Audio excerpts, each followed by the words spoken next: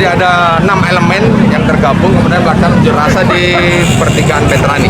Ya, kami berikan sudah kesempatan mulai jam 4, bakar ban saya kasih, tutup jalan separuh saya kasih, apalagi tutup balap ban, tutup lagi jalan sebelah saya kasih, jadi 2 tutup. Karena tadi ada yang memaksa memecahkan kaca spionnya mobil, maka terpaksa tidak bisa, saya harus dorong untuk bubar.